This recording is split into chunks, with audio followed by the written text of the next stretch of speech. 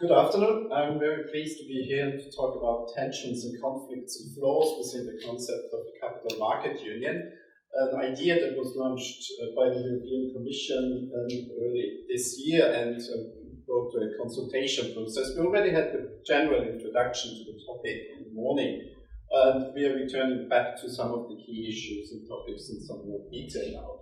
So, just to give a little bit of introductory background to where I come from and how I approach this project of the Capital Market Union.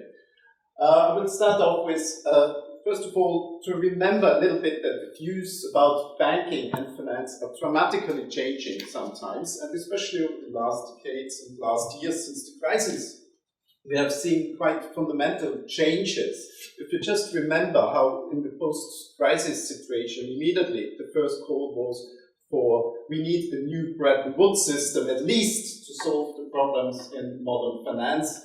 And that was linked with calls for a massive investment program in order to overcome the fallout of the financial crisis. So there was immediately the parallel or the comparison with the mother of all crisis in the 1930s, the Wall Street crash, and the consequences we saw afterwards.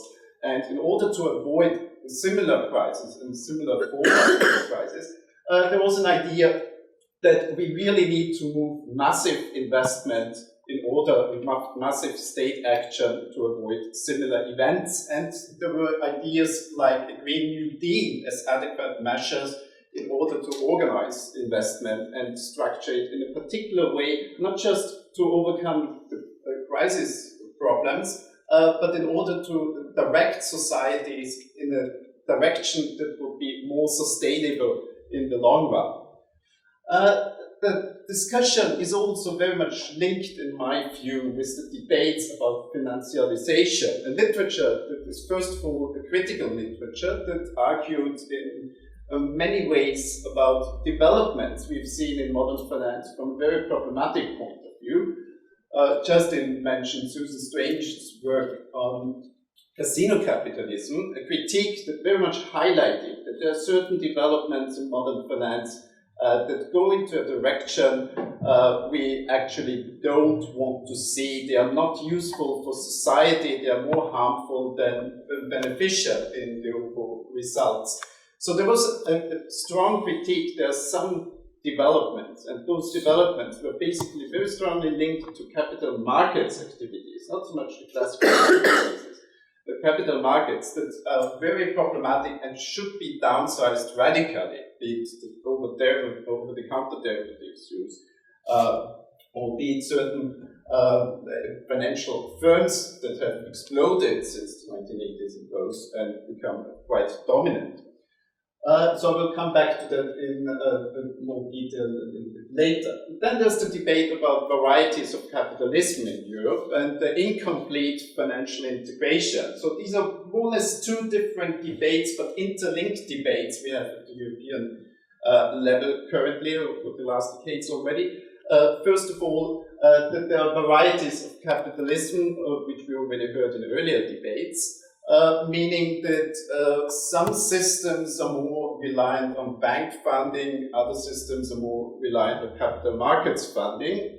The UK is the country most developed in terms of capital markets, versus, for example, German system, very much reliant on the house banking system that influences then its corporate governance system.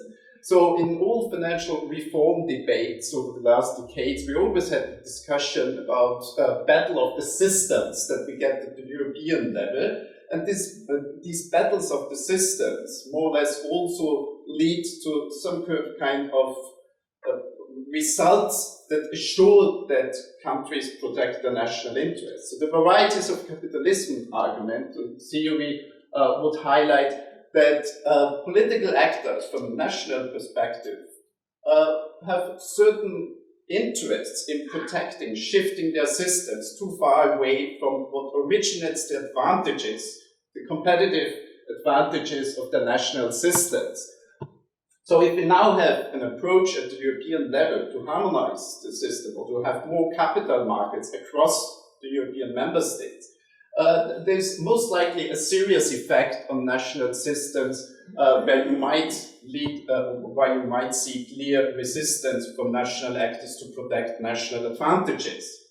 And then we have the financial market integration debate, where, for example, Gian Domenico Maione recently highlighted that the European Union in this post-crisis situation very much emphasizes that the solution to the crisis, solving the problems after the crisis, very much results or requires more integration. So more integration is seen as a solution to the crisis versus Gian Domenico Maione highlights that if we look at the success of European integration, if we also look at the success stories of other regional integration processes, we very much see that successes do not result from harmonizing everything, but from having competition in core aspects and core areas. So it would go back to the varieties of capitalism discussion and linking that some form of differences are very beneficial to have and they drive innovation and change and growth. And if we try to harmonize certain areas, there might be an effect that might be negative. Basically, the discussion about capital markets here goes back to the question, what's a healthy mix between bank-based and capital markets financed systems? And what's the optimum structure for the economy? And the Commission especially highlighting that this is not just the best system for the European economy, but in particular an advantage for small and medium enterprises. Also a point to which I will come back in more detail. What we basically also see is an argument that capital markets are the phoenixes versus banks are nowadays the lame ducks. This picture of lame ducks and phoenixes goes back to an IMF working paper that studied the difference between the bank-based system and the capital market system, economic recoveries, and showed quite some mixed results, and also came to the conclusion that there is no clear advantage from one or the other system. So there are some important economic studies that there are at least some concerns about the general idea that we should suddenly trust entirely on capital markets and forget about bank financing or reduce it. Then the question emerges, of course, why do we suddenly see banks as so lame? And this goes back to various earlier discussions. So with Basel I, there was already the debate that it largely put small and medium enterprises into a disadvantage. It would be much harder for small and medium enterprises to assure funding, especially long-term funding. If it's over a year, it was difficult under Basel I. And a similar critique emerged with regard to Basel III. And that idea, that development was also largely linked to the political process at the European level, with the argument that the whole process of policy making at the European level is very much supporting large corporations and not so much small and medium enterprises. So repeatedly throughout financial reforms over the past decades, you always have the argument that the result is more in the interest of large corporations than small and medium enterprises, despite the fact that the European Commission highlighted since the 1990s that there is an issue about that and introduced all kinds of measures to improve the quality of regulation for small and medium enterprises. So there is a quite mixed result of that approach and still a quite dominant approach of larger corporations. Then there was the argument about stricter regulation leading to moderate deleveraging under Basel III regime. We don't have a radical deleveraging process concerning the banks. They are still heavily under-resourced for the risks they are taking, according to some studies at least. Banks' perception, of course, they're already over-regulated, and this over-regulation leads to a lack of investments in the real economy. So there's this side of the argument in a very controversial way, which is also reflected in the debates about capital markets union, where banks now argue that they want to have a level playing field with other actors, other financial firms, and not being disadvantaged with higher capital numbers. Banks also moved away from many lending and focused in the post-crisis years on high-quality lenders, leaving other companies without adequate funding. That's a general big argument in the discussion, but there are also some other discussions or arguments made about the role of smaller banks in the post-crisis situation. And, for example, in Germany, there's the argument that the small and medium enterprises received sufficient funding over the last years via especially small banks. So small banks, regional banks, assured that investment continued throughout the crisis, and therefore you have a quite successful recovery, or not a strong fallout as it would be without that funding. So changing the balance between banks and capital markets would have an effect on such situations. And the core of the argument of advocates of the capital markets union is, of course, the underdeveloped capital markets hypothesis, which argues that we are over-reliant on banks for financing, and therefore we should organize resources more from capital markets, which is quite controversially discussed in the literature. There are some kind of general concerns related to long-term trends in finance we have seen over the last decades. First of all, financialization and long-term trends of financial expansion, which have been highlighted from a critical perspective in many ways, but recently they have also been accepted by key regulators and regulatory bodies in some publications and led to similar conclusions about what has been the result of an increase of finance of the capital markets and also what needs to be done.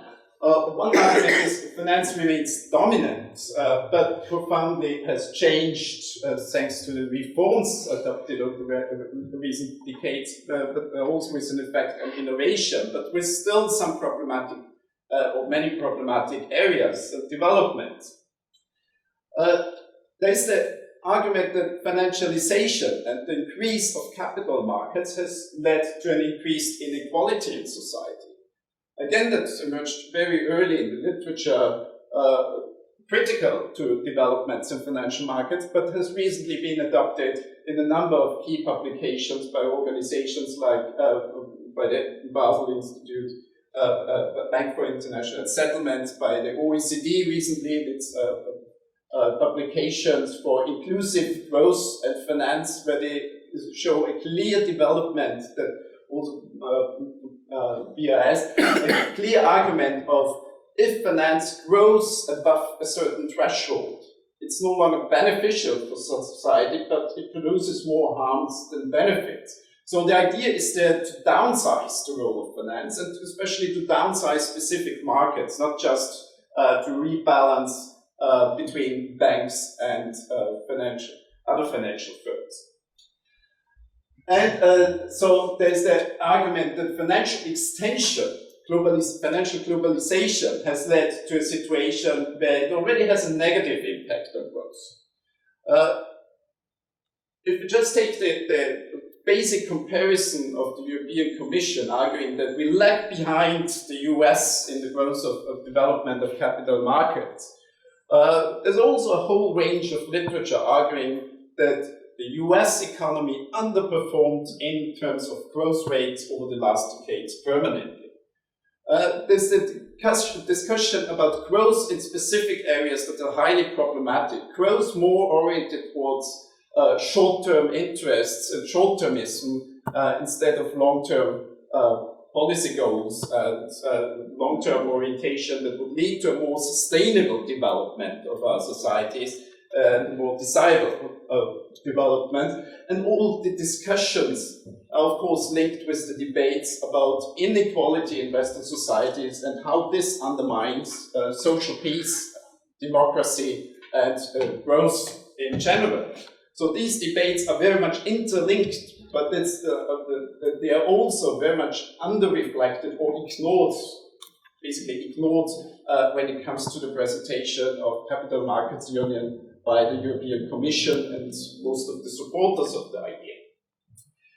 The debate is, of course, also linked to the too big to fail, too big to save, and too big to jail debates we have seen recently with banks and bailouts, and also shadow banking and bailouts. That frequently neglected that shadow banks are also possibly to be bailed out. US money market funds were an example that turned out to need massive state intervention in the financial crisis to be solved to avoid contagion to other sectors and other firms. So the bailout problem is there, and it has partly only been shifted away from banks or shadow banks to central clearinghouses, with the requirement to have central clearing for derivative and other financial products. And many of those products are still outside this clearing requirement. So there are all kinds of problems with the market size as such, and the possibility of costs for the taxpayer that affected in any way, be it a system more reliant on bank finance or on capital markets finance.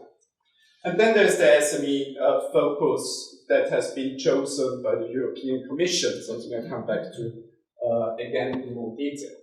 If we now look at the pushers for capital market union, they also argue in a particular way or highlight particular elements. We have, first of all, the European Commission. The European Commission is not just presenting the idea of capital markets union in a broader context, as I would have laid it out, but the European Commission reduces the argument of capital market union very much in terms of this is what the original goal in the foundation treaties was set out, and we just implement it now. So we realize a goal that was always there.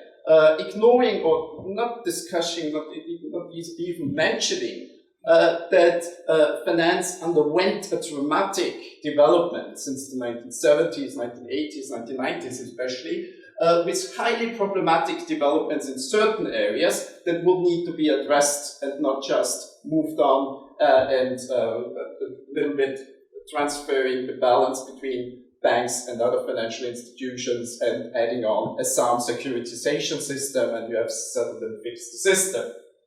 So the Commission very much, if you look at the Green Paper, the consultation document, you very much see that the Commission is already framing the debate, but not asking any question, not inviting contributors in any how to contribute to the general assumptions about the incomplete capital market hypothesis, about financialization and general trends, and many other questions are excluded from the consultation process. So it starts already with an invitation in a very technical way of here's a list of detailed ideas and you can contribute. That of course didn't stop some actors to contribute to the consultation process with more far-reaching contributions, and also tackling the basic assumptions behind pushing for a capital markets union.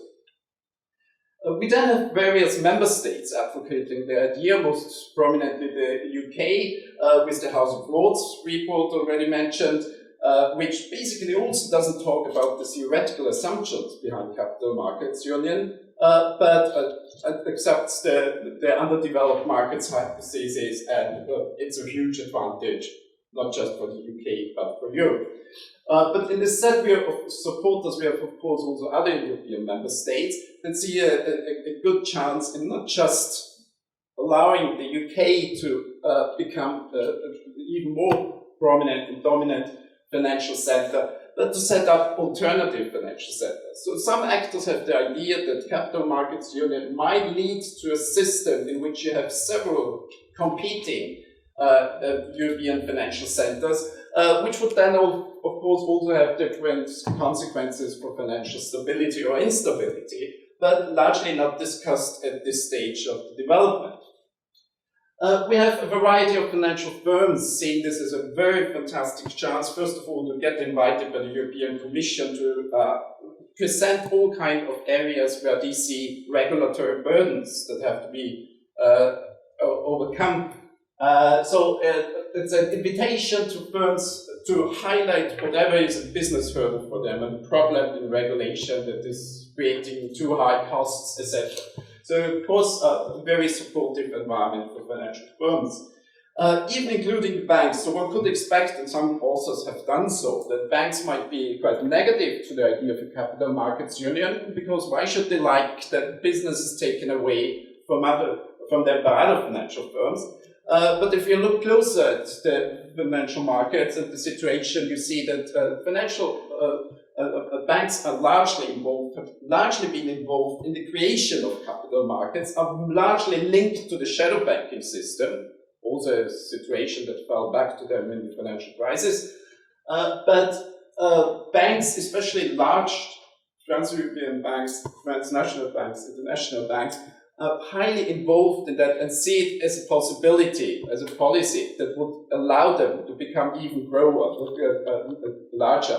So it's also linked to some concerns in this country that banks have become too big to be governed and therefore would need to be downsized, and structural changes would be necessary. And of course it's linked to these debates, and comments have been made in the consultation process about structural reforms, and that they would undermine the goal of capital market union if the idea is that we want very big European banks as a result of that process. When it comes to investors, we have the situation that investors have largely been very frustrated with the financial crisis. Of course, they lost trust in many financial products and many financial actors, and therefore want to regain trust by more transparency and all kind of differences between long-term investors, short-term investors. So there are a variety of factors, but they all push for capital markets union. Regulators, central bankers have a particular interest in increasing financial stability via capital markets. But we have a number of critical voices. First of all, from the too big to fail debates, and shadow banking, expanding shadow banking is something that can create all kind of issues and tensions. From an investor's perspective, there might be a higher default risk with an increase in shadow bank and in capital markets. And there are fears for lending for borrowers otherwise unable to secure finance. So it's not just that securing finance for those who otherwise don't get finance is an advantage and automatically leads to increased growth, but there might also be some negative consequences of that. And the IMF recently warned about the risk of fire sales if investors opt to exit similar positions at the same time. So an increase in capital markets has all kinds of risks and can be very much pro-cyclical instead of anti-cyclical as one of the lessons of the financial crisis, and increase the instability in markets. Then we have the issue of small and medium enterprises who basically rely on long-term business partner relationships and want reliable funding. So there's fear of being then subject of interventions by vulture funds, as many of those firms have been labeled in some situations because of their behavior. So there are issues about small and medium enterprises that they don't really need capital markets, and that they're more reliant on stable relationships with their banks, and that for many of the small and medium enterprises, the analysis, if they're creditworthy or not, is more a question of soft standards, soft elements, and not so much hard facts that can be quantified. So it's much harder then to register them somehow on the European list and clearly state who is creditworthy and not, but it's more a relationship. But even capital market institutions would have to build up very close relationships with individual small and medium enterprises, and not just look at some comparative data across the sector. So for this reason, there has been an argument that it's not really about small and medium enterprises, and Lord Hill himself confessed in a talk he gave to the Brookings Institution in the US that the focus on small and medium enterprises is nothing else than rhetorics used to sell the idea to the audience. It's quite typical, because we see currently a number of policies at the European level, be it the trade agreement with the US, the transatlantic trade agreement that is negotiated and highly criticized, or the Capital Markets Union with various critical points, where the European Commission is making the point that it's in the interest of small and medium enterprises, and therefore it's good for growth because they play the key role in growth and jobs creation. We have the issue of financial transaction tax. Interestingly, the European Commission didn't even talk about the financial transaction tax in its consultation document. It just talked about taxes generally and invited for contributions. And of course, a lot of contributions, if you look at them, filled with an attack against the financial transaction tax, with only a few ones highlighting that the European Commission should assure that a quite dark world out there that is highly problematic and massively growing. So high-frequency trading has been criticized for ripping off all other investors in the market and being completely useless. Dark trading has been a response to that development, where banks said to the investors, look, there are now the high-frequency trading. Every time you want to trade, they rip you off, so therefore we offer you a dark pool and you're safe. In the US, in the meantime, we have the cases where the FBI is investigating against the behavior of banks, because they didn't only sell the dark pool to the investors, but also brought in the high-frequency traders again. So if you have something that is the dark, that is not regulated and overseen, then of course you invite all the kind of misbehavior Justin talked about. And then we have a lack of product regulation in these debates, which is necessary because of the massive increase and explosion of financial products as a result of the growth in capital markets we have already seen. So to come to the conclusion, what we see is generally a gradual transformation of financial markets, continuing the trend of financialization that we have already seen before the financial crisis. We see deregulation and more business-friendly regulation, so what Justin called as re-regulation, and also the whole deregulation debate always mostly discusses deregulation as a form of re-regulation, but with the overall idea behind that because of these sectoral regulations in the aftermath of the crisis, we have a cumulative effect of the reforms that would be negative, and we have to rebalance that and get it right. That's the message from the European Commission. And what we saw with the process so far is a continued marginalization of alternative ideas, highlighting problematic developments in finance, and some insufficient debate about the theoretical assumptions of capital markets union, and lacking discussions about what would actually be the consequences for varieties of capitalism, what would be the consequence of certain measures. And in the consultation process, you got a number of actors highlighting that if the Commission goes ahead with particular elements, that would undermine particular advantages of the national system and lead, for example, in Germany, to a stronger shareholder value orientation that undermines the advantages the system has.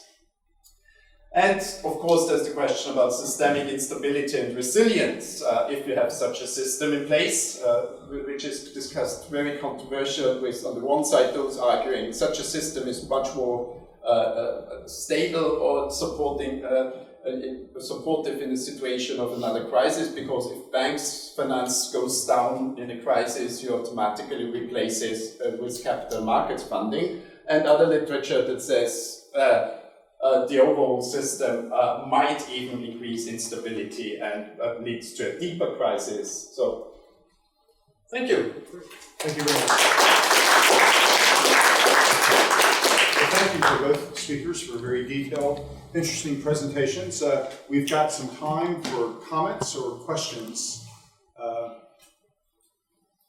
Yes, please. Karen Shelley from Galway. Just in relation to proposal's presentation, I'm inclined to agree with him that the use of the term simple seems nearly incongruous when you talk about securitization. And I'm just wondering if it's nearly a reaction, rather like Dr. Pesendorfer had said, nearly rhetoric to sell an idea and to distance it from the label of complexity that you associate with securitization pre-crisis. because in a situation where you have securitization, you have multiplicities of objectives, which, as you pointed out, can vary enormously, but also multiplicity of asset classes which can be the subject of securitization, and they have very different implications, and not just with respect to risk profiles. So the difference where you have a real estate secured loan and what it takes to do that, in which context the idea of saying you're going to have true sale securitizations in all contexts is nearly impractical as such. So I wonder if it would be better to focus on issues of transparency and clarity about it, and acknowledge the fact that it's inherently complex and it will require a heterogeneous regime which, you know, kind of cross-references the various objectives of the participants with the various asset classes in their characteristics and in their legal structure. I think, yeah, it's an interesting point. I think, to get back to the first part of your question, I think it is possible. And I think we have a lesson to learn from the US securitization market up to a certain point in time, up to probably the 1990s. I think the drastic innovation that made securitization depart from the real economic values is starting with the regulation era under the Clinton administration, and then exploding with in the early 2000s, as I said, with the inception of practices like tranching, the combination of securitization with derivative products, which made it increasingly complex. So I think it is possible. But then if we think about how the market was working in the US, I think there was a strong, not an expert in the US market, really, there are more expert views on that, but I think there was a strong public support because Fannie Mae and Freddie Mac, which were channeling the mortgage market and the securitization of mortgages, were government-sponsored agencies. And I think the market started losing stability when these GSAs were privatized, when they had to fight for in a more competitive way, essentially. The second part of your question, whether we can guarantee in the securitization process transparency. Well, some of the responses have in fact given up, so to speak, on ensuring the risk-free assessment of the underlying asset. So they said essentially the risk-free assessment is something that the label should not guarantee, that is up to investors to conduct due diligence. What we can offer is transparency over the transaction structures. So the sale of assets to the SPV, the true sale, and so on. So they essentially neglect the first part of the proposal, of the various proposals, which is also to guarantee the transparency with respect to the way in which the assets are selected and pulled together. I think it's one way to do things, of course, to leave it to investors. I think it would involve, again, a high degree of involvement of credit rating agencies, because if you have a complex security to value, you need external ratings. So it goes back to the same initial problem, essentially. I think we need coherence, we need an understanding, a common understanding about what assets are being pulled. If it's mortgages, well, we have to improve standards of underwriting, as simple as that. Justin. Yeah, very good presentations. Both of you, I thought. I mean, the interesting thing that strikes me about securitization is there's nothing unethical about securitization per se. It's the uses to which it's put. I spent a lot of time in New York the summer before last at the Fabrice Touré trial, Fabulous Fab, and the role of Goldman Sachs and the Abacus transaction. What was really interesting about that was the limits of a discourse based on disclosure, right? So the limitations of disclosure. Because when you looked at the Abacus transaction and the flip chart associated with it, all of the risks were disclosed. They were just ignored. And the problem then becomes one of, well, if the risks are going to be ignored, even by sophisticated investors, right, is it actually sensible or sane to try to drive retail investors into basically securitization products? Strikes me as being inherently risky. So in Australia, for example, we're not allowed, retail investors are not allowed to invest in certain securitized products because the risk is deemed to be too high. So I'm just struck in terms of how do you manage those competing dynamics? I think it's a very interesting point. I think there's a fundamental problem. I think, first of all, with the definition of sophisticated investors. Now, the purchasers of the Abacus securities were commercial banks. I think the biggest loser was a big Landesbank. IKB. Now, I think when it comes to an investment bank selling synthetic CDOs to a German commercial bank, I think there is no sophisticated investor. There's no way they could understand the risk, even though they were disclosed. So obviously, when you rightly point out, when we bring it to the retail market, then I think it's a disaster. There's no way to understand the underlying risks, because a commercial bank will not be conversant with the language, with the different contractual relationships that underscore complex synthetic CDO, where, by the way, there was a conflict of interest because essentially a hedge fund had shorted the position on the senior tranche, without the investor having any chance to know. Obviously, the Abacus was settled, so we will never know what the court would have decided. But I think there's a stream of litigation in that sense of synthetic CDOs sold to European commercial banks or institutional investors, where similar features have occurred. Again, asset managers were not really certifying the validity of the pool of assets, dodgy intervention of hedge funds in selecting the portfolio of assets. So it is complex, and I think when there is such degree of complexity, there is no disclosure that can help investors really. So if retail investors should not be allowed, which appears to be what you're suggesting, Yes. Then there's a second question in terms of if the synthetic CDOs are so complex that so-called professional or sophisticated investors can't understand them, then should they be banned? Well, that comes to product intervention. Yeah, I mean, that's part of the proposal. All the initiatives have agreed in banning CDOs, synthetic structures, or re-securitizations. But obviously, market respondents, stakeholders' responses, disagree with them. Some of them said it's economically inefficient to securitize certain assets without synthetic exposures. We cannot carry out true sales. So obviously, there is an intrinsic friction that I think it's difficult to. But your personal view, just pressure on this, is your personal view that it should be banned? My personal view is that if there isn't an economic rationale, it should be prohibited. Yes. Okay, great. Nicola, then Nicholas. Nicola Kemp, I just formerly with Linklaters Capital Markets Group, part-time academic.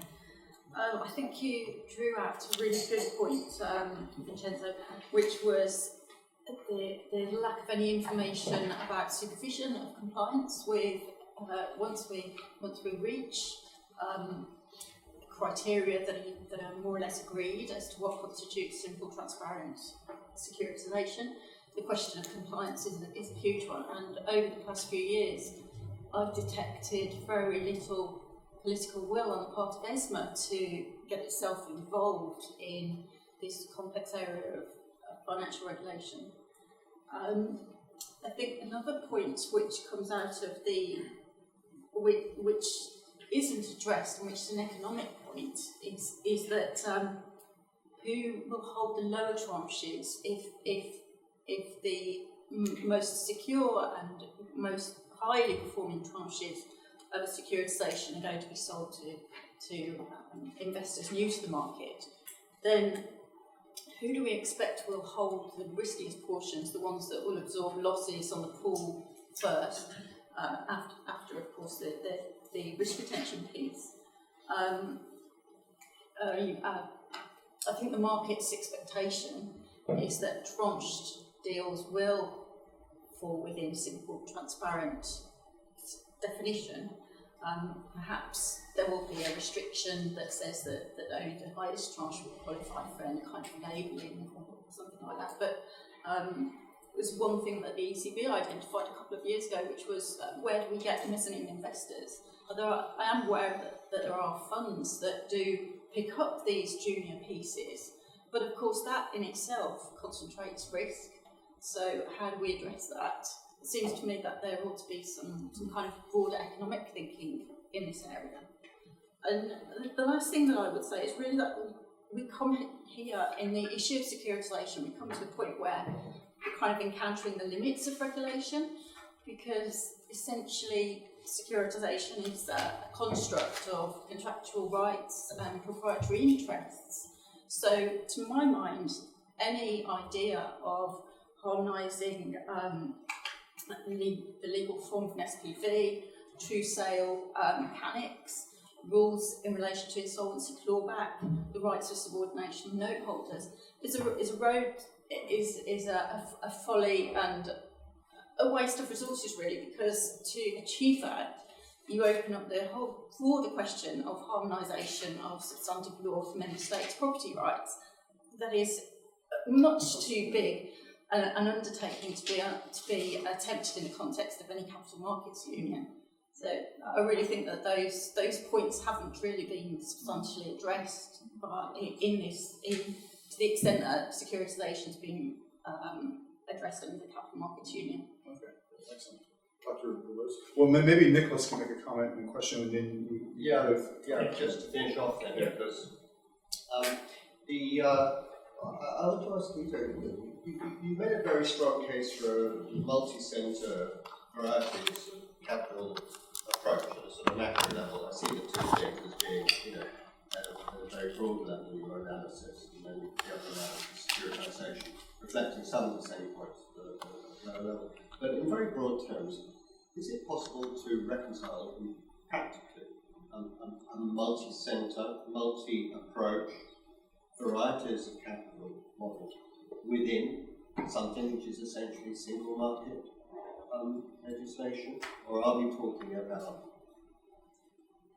general mix of the EU? Let Dr. Dieter can mull that over. If you could respond to Nicholas' question, then you can respond to Nicholas.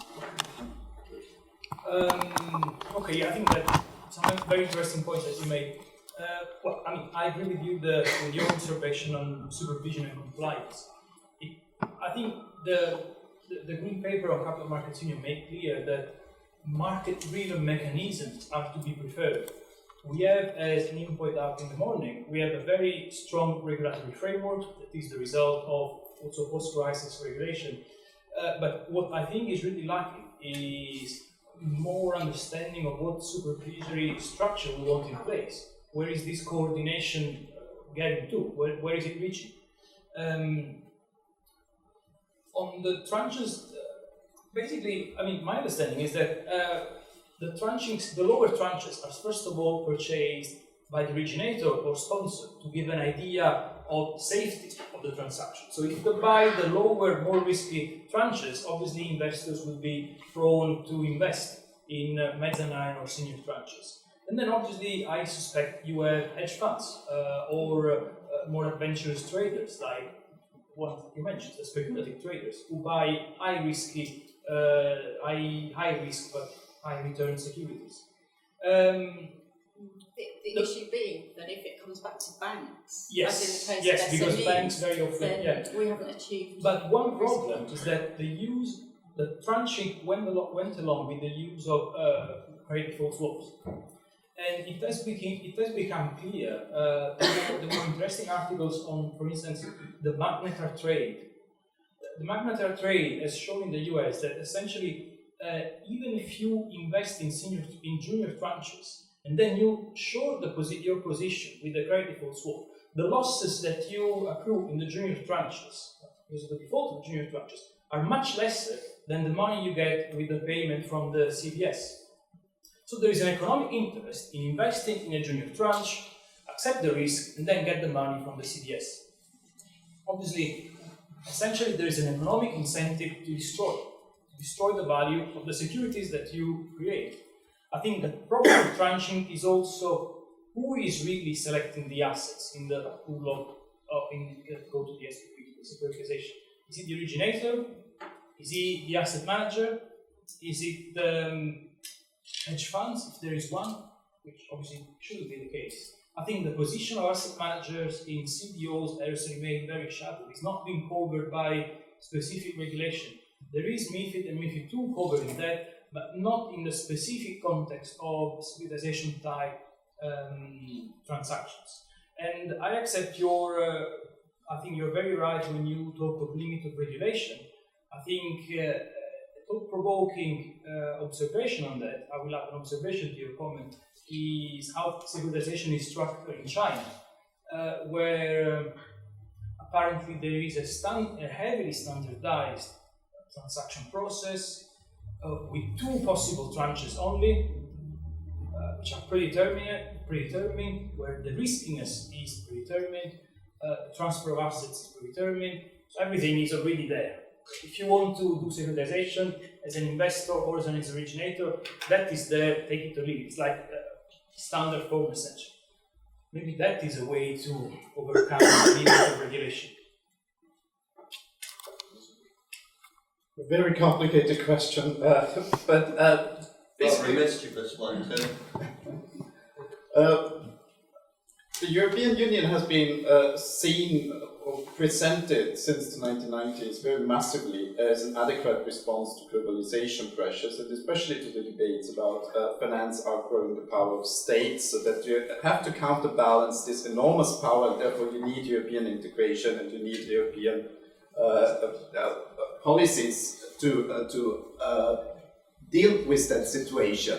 So I don't think this basic assumption is wrong, but it's not really tackled in an efficient way or in the correct way currently. So the European Union very much took on a neoliberal agenda of pushing financial integration in the way of trying to establish large European banks that could become global players and take over global leadership. So the idea was for decades to become more similar with the US, but not becoming different. And again, with Capital Markets Union, it's copying something in the US without addressing the key questions of what are the underlying problems. So I think it's less a question of stopping European integration or exiting the European integration project from a national perspective. Like you said, Germany should leave as a result to protect their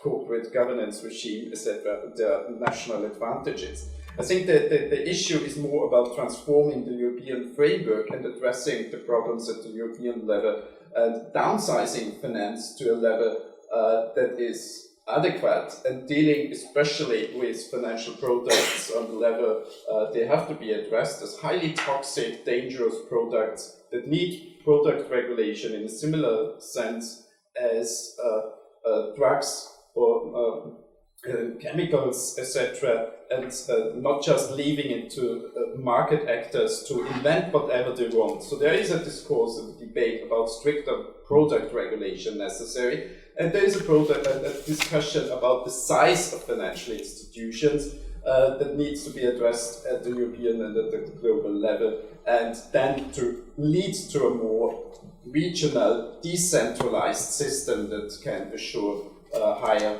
stability. So if you think about the beginning of the crisis in Europe, there was first of all the ignorance of it doesn't really affect us because it's a crisis of the Americans, then it was a crisis of the Anglo-Saxon version of capitalism. So greedy Brits, Americans and Irish people did some things that could never happen on the continent. So there was the highlighting of the continent. You have a entirely different capital markets and banking system. Italy argued that it's totally stable and isolated from global events, etc. They quickly had to learn that their systems had become similar, integrated in various products and various linkages to shadow banking rules. And this is the real problems. What was originally seen as a system that is lacking integration and therefore highly system resistant, crisis resistant, has become a system that has shown that it's not able to cope with the consequences of the spillovers and interlinkages in financial markets. And there's the other debate about if a firm becomes so big, it simply cannot be governed anymore, which has also to be tackled. So it's no longer a critique from a left side arguing that you can't have endless or enormous growth in finance without affecting the real economy, which it originally was, with the argument if you have such strong growth in the financial world, it undermines the investment in the real economy, because even companies in the productive sector get more engaged in investing and speculating than in real production. So you have the debates about growth without production and the consequences that will have on societies. And now you have the discussion about finance has become too powerful in political terms and also too important in economic growth terms, and undermines equality, achieving equality in society and growth rates in areas that are necessary. So that has to be tackled with a more rebalanced system based on stricter product regulation, downsizing financial markets in specific areas, downsizing the largest financial institutions massively, that there can be no threat to the overall system, and can be resolved in an orderly way, which is currently not possible because of their size and interconnectedness. And then also to deal with some areas of activities where, from an idea of how a competitive market should operate, I think this shouldn't be tolerated and shouldn't be accepted, like high-frequency trading and dark pools. Well, we will have to end the session there. I want to thank both speakers for very interesting and stimulating talks, and for those of you who asked very, very interesting questions as well in the audience. And if you all would join with me in expressing our gratitude to the